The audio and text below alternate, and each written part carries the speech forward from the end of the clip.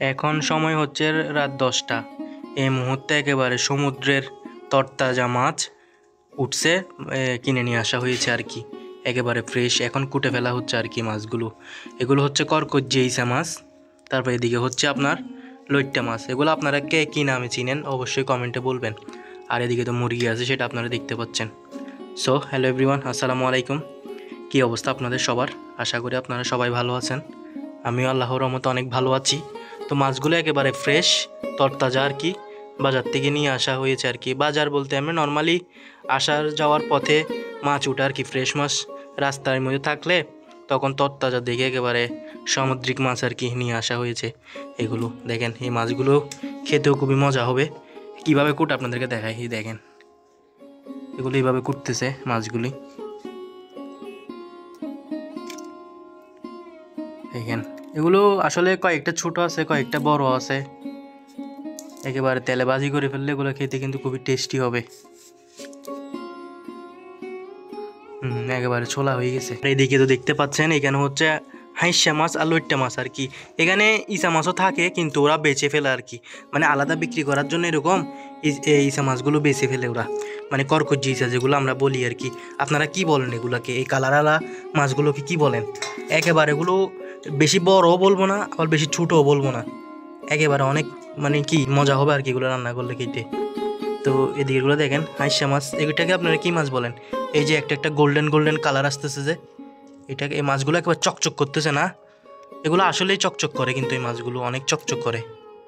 দেখেন এখানে লইট্টা মাছ আর হচ্ছে হাইসা মাছ মিক্সার আর কি, এই দুইটা মাছ একসাথে। লইট্টা মাছ কার কার পছন্দ? লইট্টা মাছের আপনার বারবিকিউ অনেক মজা না? খাইছেন কখনো? তো দেখতে পাচ্ছেন এই আর কি, দেখতে খুবই চমৎকার লাগতেছে। গোল্ডেন গোল্ডেন একটা কালার আসতেছে, দেখেন পুরা চমৎকার লাগতেছে। এগুলো রং করছে না এইভাবে কেমনে মাছ আসলে আসে? দেখেন পুরো কালারিং করা মাছটা।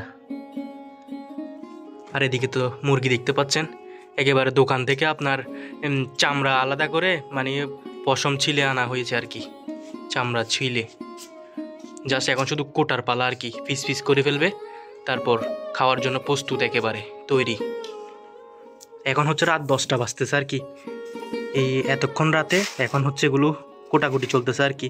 মাছ আনার কোনো প্ল্যান নাই, কিন্তু ফ্রেশ তত্তাজা দেখাতে মানে এখন মাছগুলো নিয়ে আসা হয়েছে আর কি, নাহলে মাছ আনার কোনো প্ল্যান ছিল না। তো এখন এগুলো কোটাকুটি চলবে, তারপর হচ্ছে তরতাজা রান্না করা হবে। এই করকজ্জি ইসা মাছ এগুলো আর কি, এগুলো রান্না করা হবে। তো যাই হোক, আপনাদের সাথে একটু শেয়ার করলাম, তাড়াতাড়ি কোটাকুটি করুক, তারপর আমরা খাওয়া দাওয়া করবো আর কি। আপনাদেরকে শেয়ার করলাম। আপনাদের আসলে এই টাইমে আসলে মাছ টাছ কুটতেও একটু ঝামেলা না? এই টাইমে হচ্ছে আসলে খাওয়ার টাইম, কিন্তু এই টাইমে এখন মাছ কুটা হচ্ছে। তো আমরা খাবো কখন? খেতে খেতে 12টা 1টা বেজে যাবে। কখন কুটবে, কখন খাবো দেখা যাক। তাড়াতাড়ি কুটা হয়ে গেলে তারপর খাওয়ার পালা আর কি। রান্না করতে তো বেশিক্ষণ সময় লাগে না, জাস্ট কিছুক্ষণ লাগে আর কি। কুটতে যত সময় লাগবে রান্না করতে কিন্তু ততক্ষণ সময় লাগে না।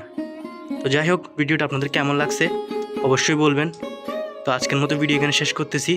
বেঁচে থাকলে আবারও দেখা হবে। ততক্ষণ আপনারা সবাই ভালো থাকুন, সুস্থ থাকুন, আর নাহিদ চৌধুরীর পাশেই থাকুন। অ্যান্ড আল্লাহ হাফেজ। Thanks for watching this video.